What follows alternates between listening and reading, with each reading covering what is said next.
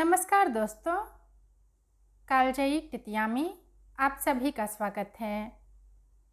प्रस्तुत है मुंशी प्रेमचंद द्वारा लिखित उपन्यास गोदान का 37वां भाग।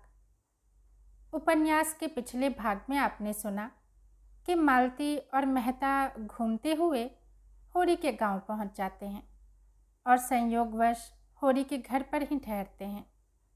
गांव वाले शहरी लोगों को आया देख हतप्रभ रह जाते हैं, खासकर जब मालती छोटे बच्चों के लालन पालन के विषय में गांव की स्त्रियों को बताती हैं तो सभी मालती को ऐसे घेर लेती हैं जैसे वह कोई अजूबा हो। उन अनपढ़ स्त्रियों के बीच डॉक्टर मालती किसी देवी की तरह लग रही थी। मेहता ने आज तक मालती का यह समर्पण भाव न देखा था। मालती का मेहता के लिए प्रेम श्रद्धा की हद तक जा पहुंचा था, पर मेहता अब भी उसके प्रेम की परीक्षा में ही लगे थे। आगे की कहानी में मालती के जीवन में एक ऐसा मोड़ आएगा कि उसके जीवन की दिशा ही बदल जाएगी। आइए सुनते हैं गोदान का 37वां भाग। राय साहब का सितारा बुलंद था। उनके तीनों मंसूबे पूरे हो गए थे। कन्या की शादी धूमधाम से हो गई थी, मुकदमा जीत गए थे और निर्वाचन में सफल ही न हुए थे, होम मेंबर भी हो गए थे। चारों ओर से बधाइयाँ मिल रही थीं। तारों का तांता लगा हुआ था। इस मुकदमे को जीतकर उन्होंने ताल्लुकेदारों की प्रथम श्रेणी में स्थान प्राप्त कर लिया था। राय साहब का सम्मान तो पहले भी किसी से कम न था, मगर अब तो उसकी जड़ और भी गहरी और मजबूत हो गई थी। सामयिक पत्रों में उनके चित्र और चरित्र दनादन निकल रहे थे। कर्ज की मात्रा बहुत बढ़ गई थी, मगर अब राय साहब को इसकी परवाह न थी। वह इस नई मिल्कियत का एक छोटा सा टुकड़ा बेचकर कर्ज से मुक्त हो सकते थे। सुख की जो ऊंची सी ऊंची कल्पना उन्होंने की थी, उससे कहीं ऊंचे जा पहुंचे थे। अभी तक उनका बंगला केवल लखनऊ में था। अब नैनीताल, मसूरी और शिमला तीनों स्थानों में एक एक बंगला बनवाना लाजिम हो गया। अब उन्हें यह शोभा नहीं देता कि इन स्थानों में जाएं तो होटलों या किसी दूसरे राजा के बंगले में ठहरे। जब सूर्य प्रताप सिंह के बंगले इन सभी स्थानों में थे तो राय साहब के लिए यह बड़ी लज्जा की बात थी कि उनके बंगले ना हो। संयोग से बंगले बनवाने की जहमत न उठानी पड़ी। बने बनाए बंगले सस्ते दामों में मिल गए। हर एक बंगले के लिए माली, चौकीदार, कारिंदा, खानसामा आदि भी रख लिए गए थे। सबसे बड़े सौभाग्य की बात यह थी कि अब की हिज मैजेस्टी के जन्मदिन के अवसर पर उन्हें राजा की पदवी भी मिल गई। अब उनकी महत्वाकांक्षा संपूर्ण रूप से संतुष्ट हो गई। उस दिन खूब जश्न मनाया गया और इतनी शानदार दावत हुई कि पिछले सारे रिकॉर्ड टूट गए। जिस वक्त हिज एक्सीलेंसी गवर्नर ने उन्हें पदवी प्रदान की, गर्व के साथ राजभक्ति की ऐसी तरंग उनके मन में उठी कि उनका एक एक रोम उससे प्लावित हो उठा। यह है जीवन। नहीं, विद्रोहियों के फेर में पड़कर व्यर्थ की बदनामी ली, जेल गए और अफसरों की नज़रों से गिर गए। जिस डीएसपी ने उन्हें पिछली बार गिरफ्तार किया था, इस समय वह उनके सामने हाथ बांधे हुए खड़ा था और शायद अपने उस अपराध के लिए क्षमा मांग रहा था। जीवन की सबसे बड़ी विजय उनकी उस वक्त हुई जब उनके पुराने परास्त शत्रु सूर्य प्रताप सिंह ने उनके बड़े लड़के रुद्रपाल सिंह से अपनी कन्या का विवाह करने का संदेश भेजा। राय साहब को न मुकदमा जीतने की इतनी खुशी हुई थी, न मिनिस्टर होने की। वह सारी बातें कल्पना में आती थीं, मगर यह बात तो आशातीत ही नहीं, कल्पनातीत थी। वही सूर्य प्रताप सिंह जो अभी कई महीने तक उन्हें अपने कुत्ते से भी नीचा समझता था, वह आज उनके लड़के से अपनी लड़की का विवाह करना चाहता था। कितनी असंभव बात। रुद्रपाल इस समय एमए में पढ़ता था। बड़ा निर्भीक, पक्का आदर्शवादी, अपने ऊपर भरोसा रखने वाला, अभिमानी, रसिक और आलसी युवक था, जिसे अपने पिता की यह धन और मान लिप्सा बहुत बुरी लगती थी। राय साहब इस समय नैनीताल में थे। यह संदेशा पाकर फूल उठे। यद्यपि वह विवाह के विषय में लड़के पर किसी तरह का दबाव न डालना चाहते थे, पर इसका उन्हें विश्वास था कि वह जो कुछ निश्चय कर लेंगे उसमें रुद्रपाल को कोई आपत्ति न होगी, और राजा सूर्य प्रताप सिंह से नाता हो जाना एक ऐसे सौभाग्य की बात थी कि रुद्रपाल का सहमत न होना ख्याल में भी न आता था। उन्होंने तुरंत राजा साहब को बात दे दी और उसी वक्त रुद्रपाल को फ़ोन किया। रुद्रपाल ने जवाब दिया, मुझे स्वीकार नहीं। राय साहब को अपने जीवन में न कभी इतनी निराशा हुई थी, न इतना क्रोध आया था। पूछा, कोई वजह? समय आने पर मालूम हो जाएगा। मैं अभी जानना चाहता हूँ। मैं नहीं बतलाना चाहता। तुम्हें मेरा हुक्म मानना पड़ेगा। जिस बात को मेरी आत्मा स्वीकार नहीं करती उसे मैं आपके हुक्म से नहीं मान सकता। राय साहब ने बड़ी नम्रता से समझाया, बेटा, तुम आदर्शवाद के पीछे अपने पैरों में कुल्हाड़ी मार रहे हो। यह संबंध समाज में तुम्हारा स्थान कितना ऊंचा कर देगा, कुछ तुमने सोचा है?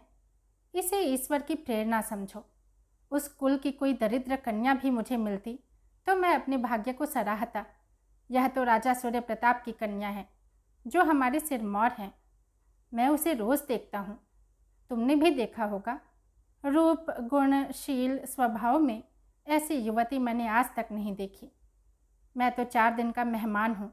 तुम्हारे सामने जीवन पड़ा है। मैं तुम्हारे ऊपर दबाव नहीं डालना चाहता।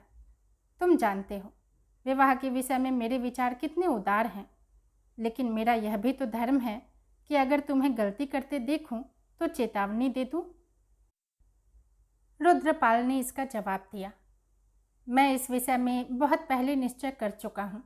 अब कोई परिवर्तन नहीं हो सकता। राय साहब को लड़के की जड़ता पर फिर क्रोध आ गया। गरज कर बोले, मालूम होता है तुम्हारा सिर फिर गया है।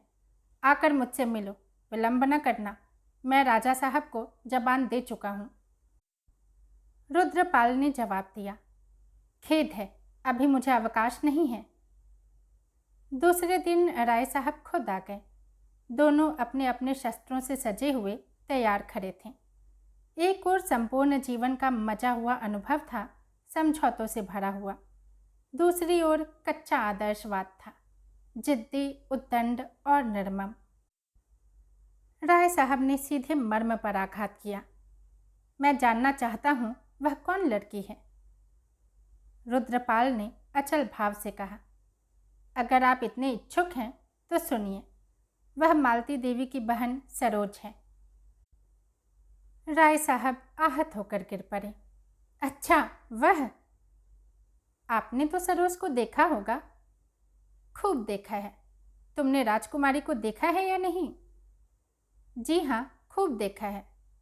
फिर भी मैं रूप को कोई चीज़ नहीं समझता। तुम्हारी अक्ल पर मुझे अफसोस आता है। मालती को जानते हो, कैसी औरत है? उसकी बहन क्या कुछ और होगी?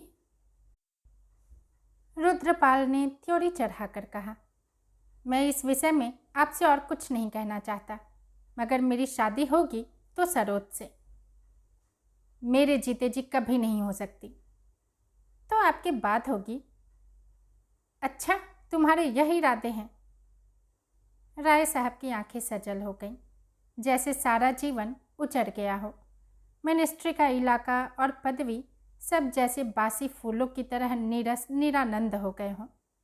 जीवन की सारी साधना व्यर्थ हो गई। उनकी स्त्री का जब देहांत हुआ था तो उनकी उम्र 36 साल से ज़्यादा न थी। वह विवाह कर सकते थे और भोग विलास का आनंद उठा सकते थे। सभी उनसे विवाह करने के लिए आग्रह कर रहे थे, मगर उन्होंने इन बालकों का मुँह देखा और विधुर जीवन की साधना स्वीकार कर ली। इन्हीं लड़कों पर अपने जीवन का सारा भोग विलास न्यौछावर कर दिया। आज तक राय साहब अपने हृदय का सारा स्नेह इन्हीं लड़कों को देते चले आए थे, और आज यह लड़का इतनी निष्ठुरता से बातें कर रहा है मानो उनसे कोई नाता नहीं। फिर वह क्यों जायदाद और सम्मान और अधिकार के लिए जान दे? इन्हीं लड़कों ही के लिए तो वह सब कुछ कर रहे थे। जब लड़कों को उनका जरा भी लिहाज नहीं तो वह क्यों यह तपस्या करे? उन्हें कौन संसार में बहुत दिन रहना है? उन्हें भी आराम से पड़े रहना आता है। उनके और हजारों भाई मूंछों पर ताव देकर जीवन का भोग करते हैं और मस्त घूमते हैं, फिर वह भी क्यों न भोग विलास में पड़े रहें। राय साहब को इस वक्त याद न रहा कि वह जो तपस्या कर रहे हैं वह लड़कों के लिए नहीं बल्कि अपने लिए, केवल यश के लिए नहीं बल्कि इसलिए कि वह कर्मशील हैं और उन्हें जीवित रहने के लिए इसकी ज़रूरत है। वह विलासी और अकर्मण्य बनकर अपनी आत्मा को संतुष्ट नहीं रख सकते। उन्हें मालूम नहीं कि कुछ लोगों की प्रकृति ही ऐसी होती है कि वे विलास का अपाहिजपन स्वीकार ही नहीं कर सकते। संभवतः वे अपने जिगर का खून पीने के लिए ही बने हैं और मरते दम तक पिए जाएंगे। मगर इस चोट की प्रतिक्रिया भी तुरंत हुई। हम जिनके लिए त्याग करते हैं उनसे किसी बदले की आशा न रखकर भी उनके मन पर शासन करना चाहते हैं, चाहे वह शासन उन्हीं के हित के लिए हो। यद्यपि उस हित को हम इतना अपना लेते हैं कि वह उनका न होकर हमारा हो जाता है। त्याग की मात्रा जितनी ही ज़्यादा होती है, यह शासन भावना भी उतनी ही प्रबल होती है। जब सहसा हमें विद्रोह का सामना करना पड़ता है तो हम क्षुब्ध हो उठते हैं और वह त्याग जैसे प्रतिहिंसा का रूप ले लेता है। राय साहब को यह जिद पड़ गई कि रुद्रपाल का विवाह सरोज के साथ न होने पाए, चाहे इसके लिए उन्हें पुलिस की मदद ही क्यों न लेनी पड़ी, नीति की हत्या ही क्यों न करनी पड़े। उन्होंने जैसे तलवार खींच कर कहा, हाँ, मेरे बाद ही होगी और अभी उसमें बहुत दिन है। रुद्रपाल ने जैसे गोली चला दी, ईश्वर करे आप अमर हो, सरोज से मेरा विवाह हो चुका। झूठ। बिल्कुल नहीं, प्रमाण पत्र मौजूद है। राय साहब आहत होकर गिर पड़े। इतनी सतृष्ण हिंसा की आंखों से उन्होंने कभी किसी शत्रु को भी न देखा था। शत्रु अधिक से अधिक उनके स्वार्थ पर आघात कर सकता था, या देह पर या सम्मान पर यह आघात तो उस मर्मस्थल पर था जहाँ जीवन की संपूर्ण प्रेरणा संचित थी। एक आंधी थी जिसने उनका जीवन जड़ से उखाड़ दिया। अब वह सर्वथा अपंग हैं, पुलिस की सारी शक्ति हाथ में रहते हुए भी अपंग हैं। बल प्रयोग उनका अंतिम शस्त्र था, वह शस्त्र उनके हाथ से निकल चुका था। रुद्रपाल बालिक है, सरोज भी बालिक है और रुद्रपाल अपनी रियासत का मालिक है, उनका उस पर कोई दबाव नहीं। आह, अगर जानते यह लौंडा यूँ विद्रोह करेगा तो इस रियासत के लिए लड़ते ही क्यों। इस मुकदमेबाजी में 2-2.5 लाख बिगड़ गए, जीवन ही नष्ट हो गया। अब तो उनकी लाज इसी तरह बचेगी कि इस लौंडे की खुशामद करते रहें। उन्होंने जरा बाधा दी और इज्जत धूल में मिली। वह अपने जीवन का बलिदान करके भी अब स्वामी नहीं है। ओह, सारा जीवन नष्ट हो गया, सारा जीवन। रुद्रपाल चला गया था। राय साहब ने कार मंगवाई और मेहता से मिलने चले। मेहता अगर चाहें तो मालती को समझा सकते हैं, सरोज भी उनकी अवहेलना न करेगी। अगर 10-20 हज़ार रुपये बल खाने से भी विवाह रुक जाए तो वह देने को तैयार थे। उन्हें उस स्वार्थ के नशे में यह बिल्कुल ख्याल ही न रहा कि वह मेहता के पास ऐसा प्रस्ताव लेकर जा रहे हैं जिस पर मेहता की हमदर्दी कभी उनके साथ न होगी। मेहता ने सारा वृतांत सुनकर उन्हें बनाना शुरू किया। गंभीर मुंह बनाकर बोले, यह तो आपकी प्रतिष्ठा का सवाल है। राय साहब भाप न सके, उछल कर बोले, जी हाँ, केवल प्रतिष्ठा का। राजा सूर्य प्रताप सिंह को तो आप जानते हैं। मैंने उनकी लड़की को भी देखा है, सरोज उसके पाँव की धूल के भी बराबर नहीं, मगर इस लौंडे की अक्ल पर पत्थर पड़ गया है। तो मारिए गोली, आपको क्या करना है, वही पछताएगा। ओह, यही तो नहीं देखा जाता मेहता जी, मिलती हुई प्रतिष्ठा नहीं छोड़ी जाती। मैं इस प्रतिष्ठा पर अपनी आधी रियासत कुर्बान करने को तैयार हूँ। आप मालती देवी को समझा दें तो काम बन जाए। इधर से इनकार हो जाए तो रुद्रपाल सिर पीट कर रह जाएगा और यह नशा 10-5 दिन में आप उतर जाएगा। यह प्रेम व्रत कुछ नहीं, केवल सनक है। लेकिन मालती बिना कुछ रिश्वत लिए मानेगी नहीं। आप जो कुछ कहिए मैं उसे दूंगा। वह चाहे तो मैं उसे यहीं के डफरिन हॉस्पिटल का इंचार्ज बना दूं। मान लीजिए वह आपको चाहे तो आप राजी होंगे? जब से आपको मिनिस्ट्री मिली है आपके विषय में उसकी राय जरूर बदल गई होगी। राय साहब ने मेहता के चेहरे की तरफ देखा। उस पर मुस्कुराहट की रेखा नजर आई। समझ गए। व्यथित स्वर में बोले, आपको भी मुझसे मजाक करने का यही अवसर मिला। मैं आपके पास इसलिए आया था कि मुझे यकीन था कि आप मेरी हालात पर विचार करेंगे, मुझे उचित राय देंगे और आप मुझे बनाने लगे। जिसके दांत नहीं दुखते वह दांतों का दर्द क्या जाने। मेहता ने गंभीर स्वर में कहा, क्षमा कीजिएगा, आप प्रश्न ही ऐसा लेकर आए कि उस पर गंभीर विचार करना मैं हास्यास्पद समझता हूँ। आप अपनी शादी के जिम्मेदार हो सकते हैं, लड़की की शादी का दायित्व आप क्यों अपने कंधे पर उठा लेते हैं, खासकर जब आपका लड़का बालिग है और अपना नफ़ा नुकसान समझता है। कम से कम मैं तो शादी जैसे महत्व के मामले में प्रतिष्ठा का कोई स्थान नहीं समझता। प्रतिष्ठा धन से होती तो राजा साहब उस नंगे बाबा के सामने घंटों गुलामों की तरह हाथ बांधे खड़े न रहते। मालूम नहीं कहाँ तक सही है, पर राजा साहब अपने इलाके के दारोगा तक को सलाम करते हैं। इसे आप प्रतिष्ठा कहते हैं? लखनऊ में आप किसी दुकानदार, किसी अहलकार, किसी राहगीर से पूछ कर देखिए, उनका नाम सुनकर ही गालियाँ देने लगेगा। क्या इसी को आप प्रतिष्ठा कहते हैं? घर जाकर आराम से बैठिए, सरोज से अच्छी वधू आपको बड़ी मुश्किल से मिलेगी। राय साहब ने आपत्ति के भाव से कहा, बहन तो मालती की ही है।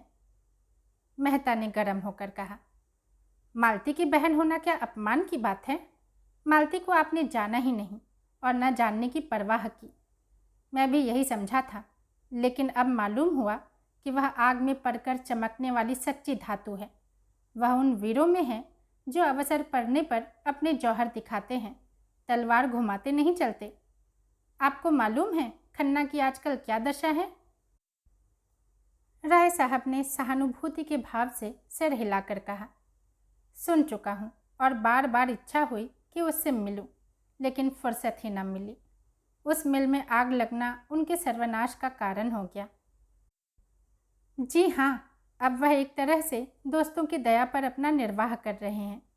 उस पर गोविंदी महीनों से बीमार है। उसने खन्ना पर अपने को बलिदान कर दिया, उस पशु पर जिसने हमेशा उसे जलाया।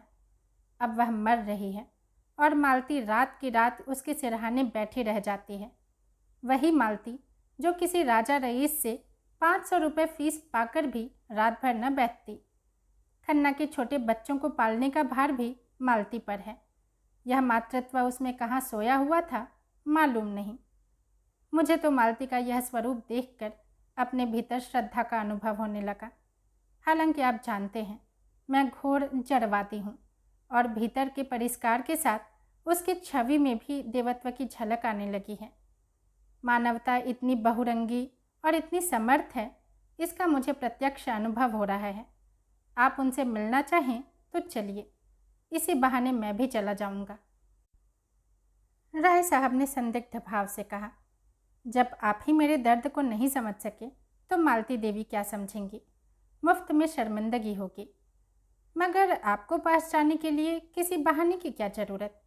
मैं तो समझता था आपने उनके ऊपर अपना जादू डाल दिया है। मेहता ने हसरत भरी मुस्कुराहट के साथ जवाब दिया, वह बातें अब स्वप्न हो गईं।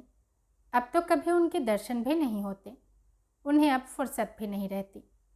2-4 बार गया, मगर मुझे मालूम हुआ मुझसे मिलकर वह कुछ खुश नहीं हुई। तब से जाते झेंपता हूँ। हाँ, खूब याद आया, आज महिला व्यायामशाला का जलसा है, आप चलेंगे?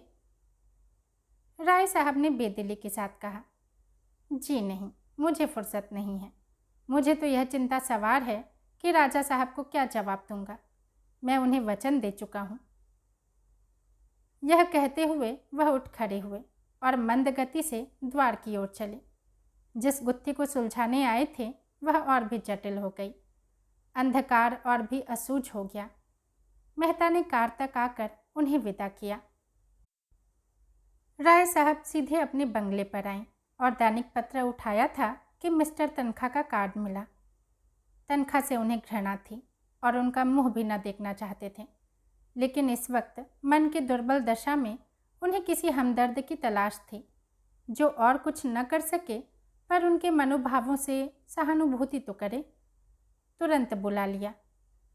तनखा पांव दबाते हुए रोनी सूरत लिए कमरे में दाखिल हुए और ज़मीन पर झुककर सलाम करते हुए बोले, मैं तो हुजूर के दर्शन करने नैनीताल जा रहा था।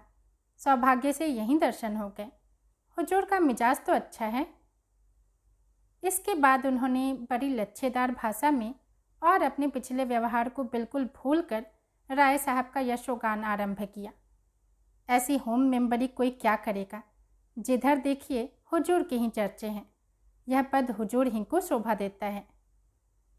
राय साहब मन में सोच रहे थे, यह आदमी भी कितना बड़ा धूर्त है।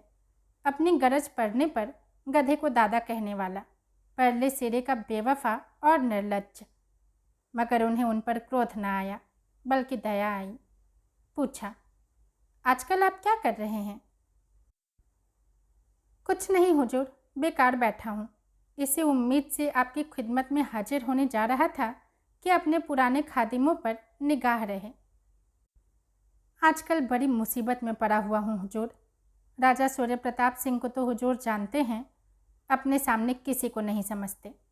एक दिन आपकी निंदा करने लगे, मुझसे न सुना गया। मैंने कहा, बस कीजिए महाराज, राय साहब मेरे स्वामी हैं और मैं उनकी निंदा नहीं सुन सकता। बस इसी बात पर बिगड़ गए। मैंने भी सलाम किया और घर चला आया।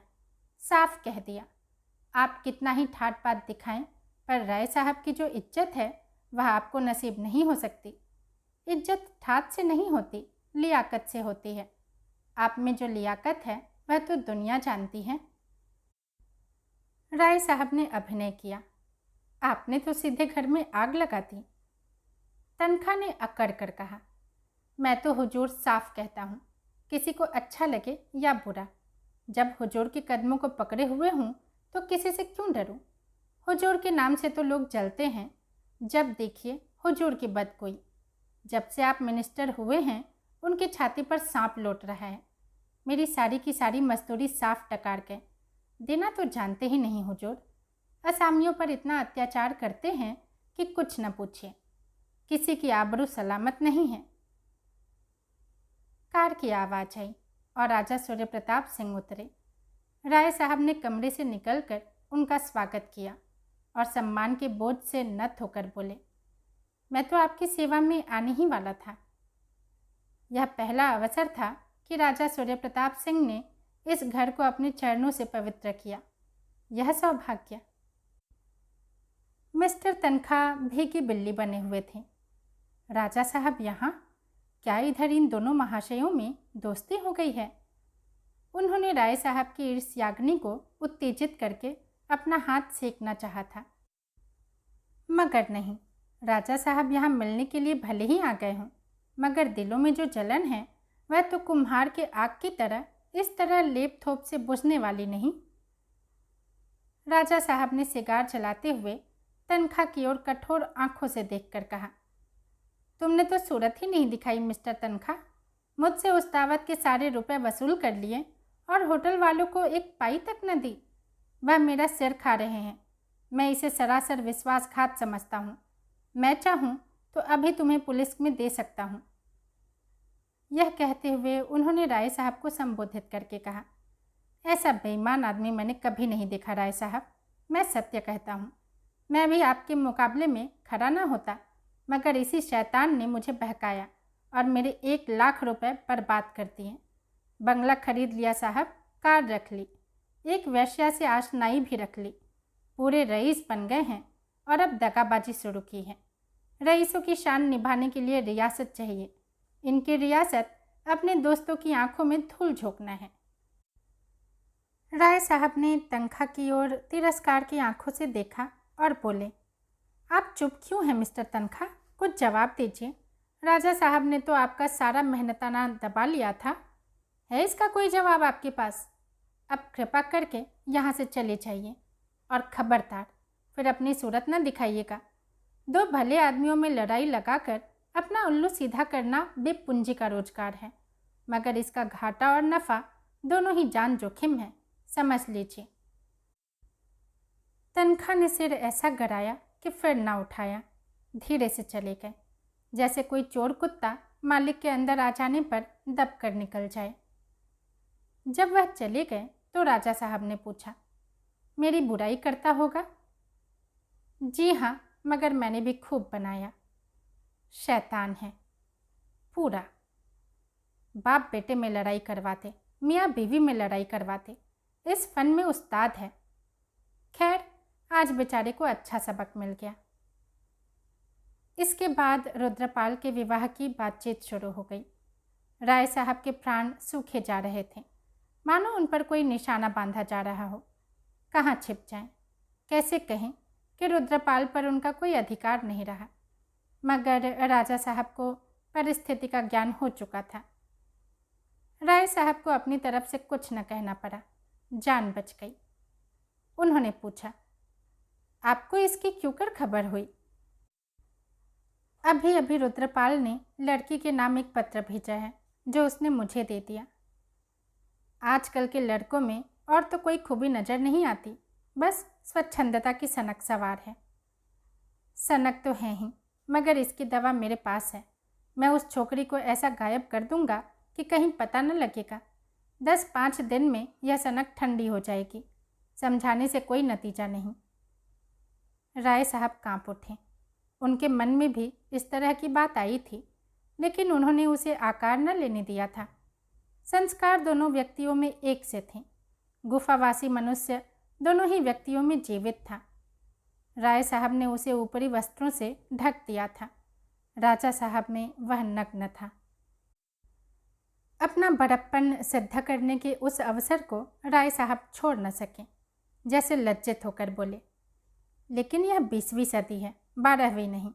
रुद्रपाल के ऊपर इसकी क्या प्रतिक्रिया होगी मैं नहीं कह सकता, लेकिन मानवता की दृष्टि से यह गलत है। राजा साहब ने बात काट कर कहा, आप मानवता लिए फिरते हैं और यह नहीं देखते कि संसार में आज भी मनुष्य की पशुता ही उसकी मानवता पर विजय पा रही है। नहीं तो राष्ट्रों में लड़ाइयाँ क्यों होती, पंचायतों से झगड़े न तय हो जाते। जब तक मनुष्य रहेगा उसकी पशुता भी रहेगी। छोटी मोटी बहस छिड़ गई और वह विवाद के रूप में आकर अंत में वितंडा बन गई और राजा साहब नाराज होकर चले गए। दूसरे दिन राय साहब ने भी नैनीताल को प्रस्थान किया और उसके एक दिन बाद रुद्रपाल ने सरोज के साथ इंग्लैंड की राह ली। अब उनमें पिता पुत्र का नाता न था, प्रतिद्वंद्वी हो गए थे। मिस्टर तनखा अब रुद्रपाल के सलाहकार और पैरोकार थे। उन्होंने रुद्रपाल की तरफ से राय साहब पर हिसाब फहमी का दावा किया। राय साहब पर 10 लाख की डिग्री हो गई। उन्हें डिग्री का इतना दुख न हुआ जितना अपने अपमान का। अपमान से भी बढ़कर दुख था जीवन की संचित अभिलाषाओं के धूल में मिल जाने का, और सबसे बड़ा दुख था इस बात का कि अपने बेटे नहीं दगा दी। आज्ञाकारी पुत्र के पिता बनने का गौरव बड़ी निर्दयता के साथ उनके हाथ से छीन लिया गया था, मगर अभी शायद उनके दुख का प्याला भरा न था। जो कुछ कसर थी वह लड़की और दामाद के संबंध विच्छेद ने पूरी कर दी। साधारण बालिकाओं की तरह मीनाक्षी भी बेजबान थी। बाप ने जिसके साथ ब्याह कर दिया उसके साथ चली गई, लेकिन स्त्री पुरुष में प्रेम न था। दिग्विजय सिंह अय्याश भी थे, शराबी भी। मीनाक्षी भीतर ही भीतर कुढ़ती रहती थी। पुस्तकों और पत्रिकाओं से मन बहलाया करती थी। दिग्विजय की अवस्था तो 30 से अधिक न थी, पढ़ा लिखा भी था, मगर था बड़ा मगरूर, अपनी कुल प्रतिष्ठा की डिंग मारने वाला, स्वभाव का निर्दयी और कृपण। गांव की नीच जाति की बहू बेटियों पर डोरे डाला करता था। सोहबत भी नीचों की थी, जिनकी खुशामदों ने उसे और भी खुशामद पसंद बना रखा था। मीनाक्षी ऐसे व्यक्ति का सम्मान दिल से न कर सकती थी। फिर पत्रों में स्त्रियों के अधिकारों की चर्चा पढ़ पढ़ कर उसकी आंखें खुलने लगी थी। वह महिला क्लब में आने जाने लगी। वहाँ कितनी ही शिक्षित ऊंचे कुल की महिलाएं आती थीं। उनमें वोट और अधिकार और स्वाधीनता और नारी जागृति की खूब चर्चा होती थी, जैसे पुरुषों के विरुद्ध कोई षड्यंत्र रचा जा रहा हो। अधिकतर वही देवियां थीं जिनके अपने पुरुषों से न पत्ती थी, जो नई शिक्षा पाने के कारण पुरानी मर्यादाओं को तोड़ डालना चाहती थीं। कई युवतियां भी थीं जो डिग्रियां ले चुकी थीं और विवाहित जीवन को आत्मसम्मान के लिए घातक समझकर नौकरियों की तलाश में थीं। उन्हीं में एक मिस सुल्ताना थीं जो विलायत से बारट लॉ होकर आई थीं और यहाँ पर्दा नशीन महिलाओं को कानूनी सलाह देने का व्यवसाय करती थीं। उन्हीं की सलाह से मीनाक्षी ने पति पर गुजारे का दावा किया। वह अब उसके घर में भी न रहना चाहती थी। गुजारे की मीनाक्षी को ज़रूरत न थी। मैके में वह बड़े आराम से रह सकती थी, मगर वह दिग्विजय सिंह के मुख में कालिख लगाकर यहाँ से जाना चाहती थी। दिग्विजय सिंह ने उस पर उल्टा बद चलने का आक्षेप लगाया। राय साहब ने इस कलह को शांत करने की भरसक चेष्टा की, पर मीनाक्षी अब पति की सूरत भी नहीं देखना चाहती थी। यद्यपि दिग्विजय सिंह का दावा खारिज हो गया और मीनाक्षी ने उस पर गुजारे की डिग्री पाई, मगर यह अपमान उसके जिगर में चुभता रहा। वह अलग एक कोठी में रहती थी और समष्टिवादी आंदोलन में प्रमुखता से भाग लेती थी, पर वह जलन शांत न होती थी। एक दिन वह क्रोध में आकर हंटर लिए दिग्विजय सिंह के बंगले पर पहुंची। शोहदे जमा थे और वेश्या का नाच हो रहा था। उसने रणचंडी की भांति पिशाचों की इस चांडाल चौकड़ी में पहुंचकर तहलका मचा दिया। हंटर खा खा कर लोग इधर उधर भागने लगे। उसके तेज के सामने वह नीच शोहदे क्या टिकते। जब दिग्विजय सिंह अकेले रह गए तो उसने उन पर सरासर हंटर जमाने शुरू किए और इतना मारा कि कुंवर साहब बेदम हो गए। वैश्या अभी तक कोने में दुबकी खड़ी थी। अब उसका नंबर आया। मीनाक्षी हंटर तान कर जमाना ही चाहती थी कि वैश्या उनके पैरों पर गिर पड़ी और रोकर बोली, दुल्हन जी, आज आप मेरी जान बख्श दे। मैं फिर कभी यहाँ ना आऊँगी। मैं निरपराध हूँ। मीनाक्षी ने उसकी ओर घृणा से देखकर कहा, हाँ, तू निरपराध है। जानती है ना मैं कौन हूँ। चली जा, अब कभी यहाँ ना आना। हम स्त्रियाँ भोग विलास की चीज़ें ही हैं ना, तेरा कोई दोष नहीं। वैश्या ने उसके चरणों पर सिर रखकर आवेश में कहा, परमात्मा आपको सुखी रखे। जैसा आपका नाम सुनती थी वैसा ही पाया। सुखी रहने से तुम्हारा क्या आशय है? आप जो समझे महारानी जी। नहीं, तुम बताओ। वैश्या के प्राण नखों में समा गए। कहाँ से कहाँ आशीर्वाद देने चली। जान बच गई थी, चुपके से अपनी राह लेनी चाहिए थी। दुआ देने की सनक सवार हुई। अब कैसे जान बचे? डरती डरती बोली, हुजूर का इकबाल बढ़े, मर्तबा बढ़े, नाम बढ़े। मीनाक्षी मुस्कराई। हाँ, ठीक है। वह आकर अपनी कार में बैठी, हाकिम जिला के बंगले पर पहुंचकर इस कांड की सूचना दी और अपनी कोठी में चली आई। तब से स्त्री पुरुष दोनों एक दूसरे के खून के प्यासे थे। दिग्विजय सिंह रिवॉल्वर लिए अक्सर उसकी ताक में फिरा करते थे और वह भी सावधानी के तौर पर अपनी रक्षा के लिए दो पहलवान ठाकुरों को अपने साथ लिए रहती थी। राय साहब ने सुख का जो स्वर्ग बनाया था उसे अपनी जिंदगी में ही ध्वंस होते देख रहे थे। अब संसार से निराश होकर उनकी आत्मा अंतर्मुखी होती जाती थी। अब तक अभिलाषाओं से जीवन के लिए प्रेरणा मिलती रहती थी। उधर का रास्ता बंद हो जाने पर उनका मन आप ही आप भक्ति की ओर झुका, जो अभिलाषाओं से कहीं बढ़कर सत्य था। जिस नई जायदाद के आसरे पर राय साहब ने कर्ज लिए थे, वह जायदाद कर्ज की पुरौती किए बिना ही हाथ से निकल गई थी और वह बोझ सिर पर लदा हुआ था। मिनिस्ट्री से जरूर अच्छी रकम मिलती थी, मगर वह सारी की सारी उस पद की मर्यादा का पालन करने में ही उड़ जाती थी और राय साहब को अपना राजसी ठाट निभाने के लिए वही आसामियों पर इजाफा और बेदखली और नजराने का बोझ लादना पड़ता था जिससे उन्हें घृणा थी। वह प्रजा को कष्ट नहीं देना चाहते थे। हालांकि उनकी दशा पर उन्हें दया आती थी, लेकिन अपनी ज़रूरतों से हैरान थे। सबसे बड़ी मुश्किल यह थी कि उपासना और भक्ति में भी उन्हें शांति न मिलती थी। वह मोह को छोड़ना चाहते थे, पर मोह उन्हें न छोड़ता था और इस खींचतान में उन्हें अपमान, ग्लानि और अशांति से छुटकारा न मिलता था। अब आत्मा में शांति नहीं तो देह कैसे स्वस्थ रहती। निरोग रहने का सब उपाय करने पर भी एक न एक बाधा गले पड़ी ही रहती थी। रसोई में सभी तरह के पकवान बनते थे, पर उनके लिए वही मूंग की दाल और फुलके थे।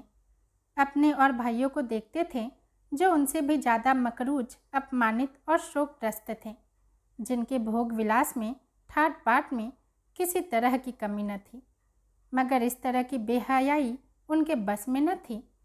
उनके मन के ऊंचे संस्कार का ध्वंस न हुआ था, पर पीड़ा, मक्कारी, निर्लज्जता और अत्याचार को वह ताल्लुकेदारी की शोभा और रोब-दाब का नाम देकर अपनी आत्मा को संतुष्ट कर सकते थे, और यही उनकी सबसे बड़ी हार थी। उधर मिर्जा खुर्शीद ने अस्पताल से निकलकर एक नया काम शुरू कर दिया था। निश्चिंत बैठना उनके स्वभाव में न था। यह काम क्या था? नगर की वेश्याओं की एक नाटक मंडली बनाना। अपने अच्छे दिनों में उन्होंने खूब अय्याशी की थी, और इन दिनों अस्पताल के एकांत में घावों की पीड़ाएं सहते सहते उनकी आत्मा निष्ठावान हो गई थी। उस जीवन की याद करके उन्हें गहरी मनोव्यथा होती थी।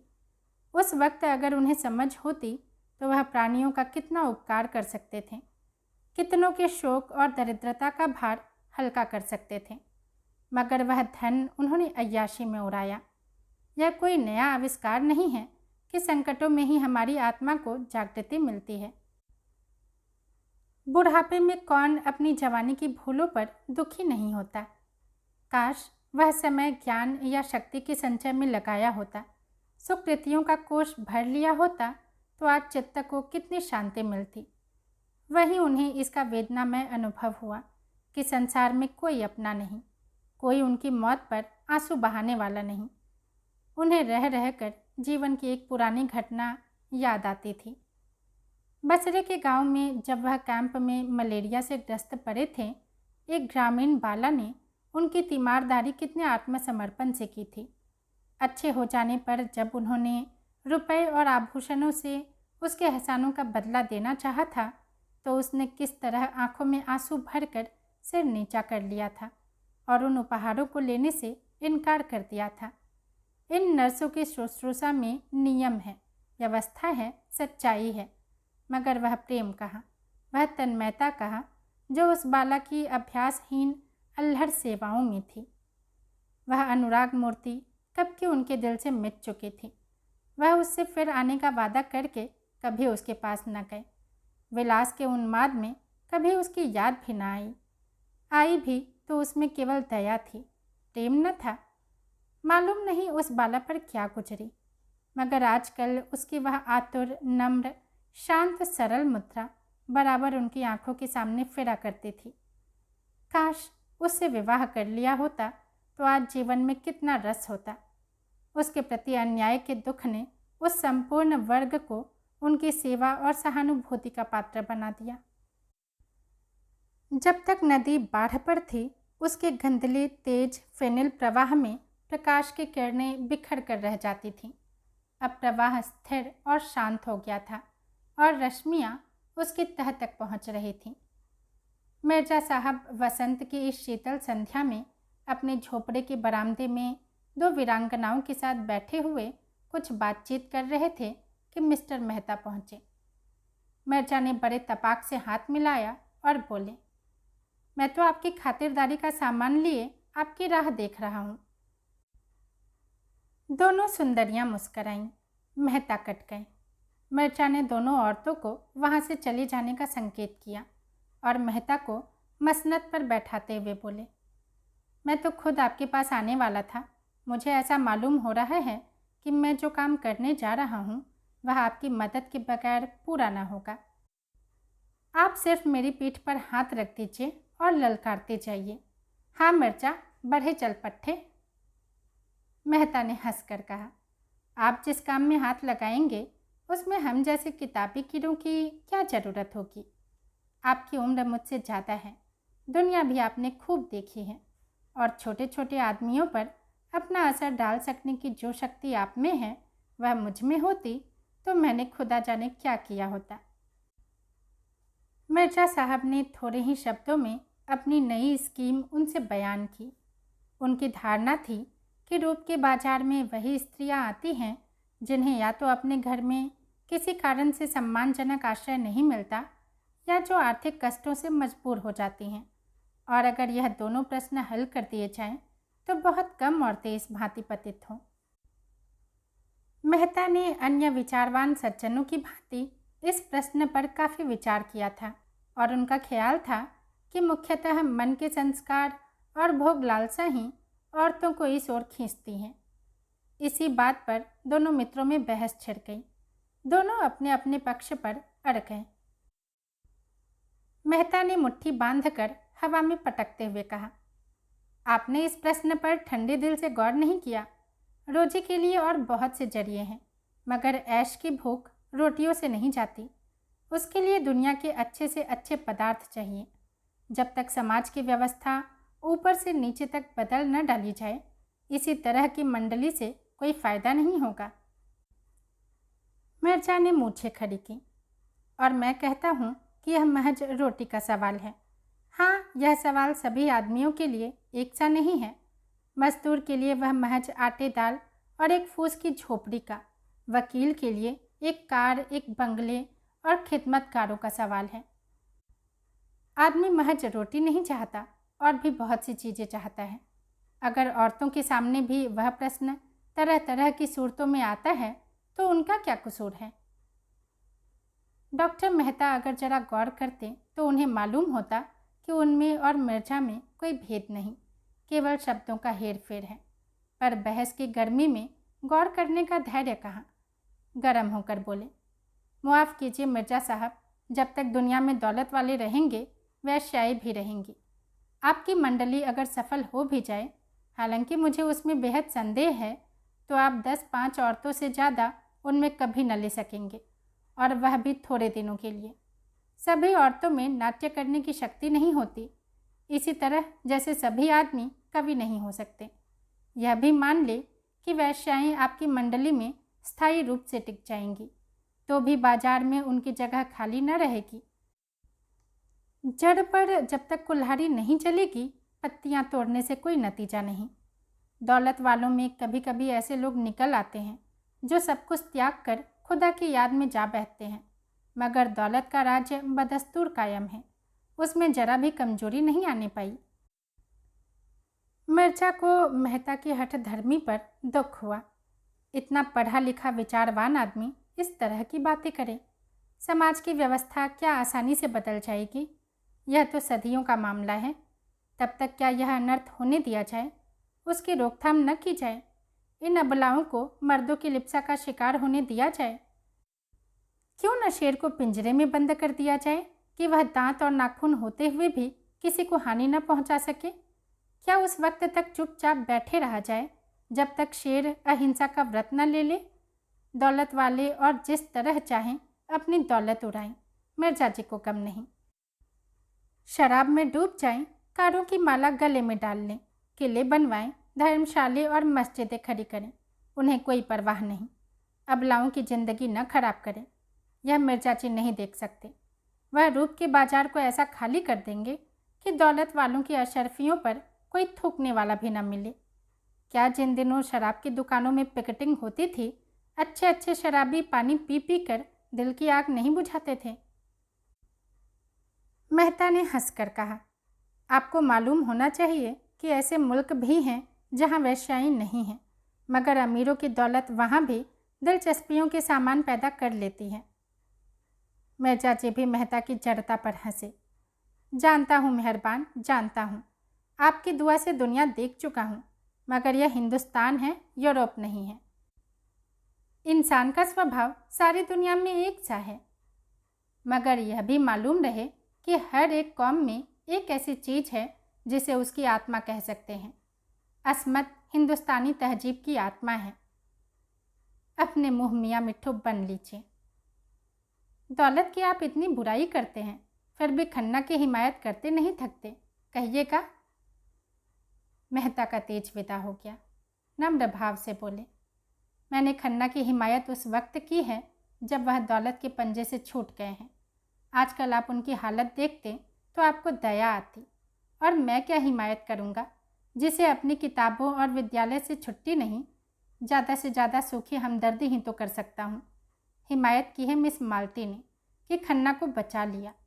इंसान के दिल की गहराइयों में त्याग और कुर्बानी में कितनी ताकत छिपी होती है, इसका मुझे अब तक तजुर्बा ही न हुआ था। आप भी एक दिन खन्ना से मिल आइए, फूला न समाइएगा। इस वक्त उन्हें जिस चीज़ की सबसे ज़्यादा ज़रूरत है वह हमदर्दी है। मिर्जा ने जैसे अपनी इच्छा के विरुद्ध कहा, आप कहते हैं तो जाऊंगा।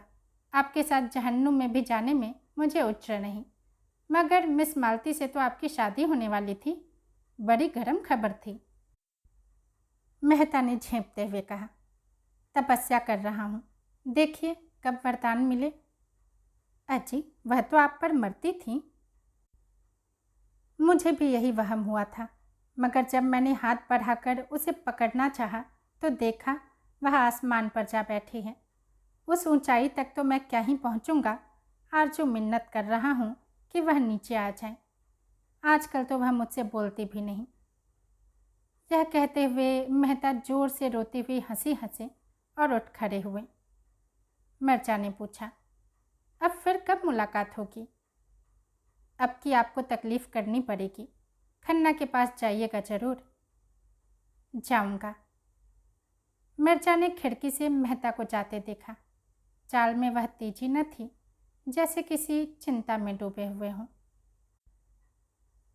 दोस्तों, उपन्यास का 37वां भाग यहीं समाप्त होता है।